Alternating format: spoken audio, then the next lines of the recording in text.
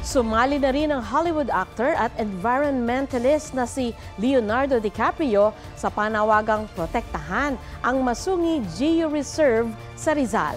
Sa isang Instagram post, sabi ni DiCaprio, may banta sa pangangalaga sa Masungi Geo Reserve dahil nanganganib na ikansela ng Department of Environment and Natural Resources ang kasunduang protektahan ang lugar mula sa land grabbing.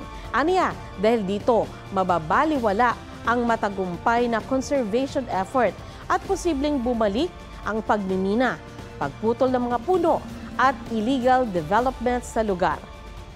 Hinikayat niya ang publiko na manawagan kay Pangulong Bongbong Marcos para mamagitan sa issue.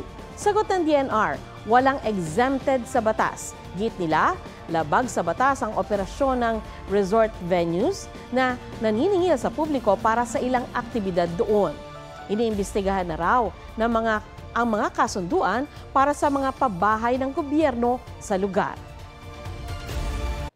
Mga kapuso, alamin ang State of the Nation. Mag-subscribe sa GMA Integrated News sa YouTube. Sa ating mga kapuso abroad, samahan nyo kami sa GMA Pinoy TV at sa www.gmanews.tv.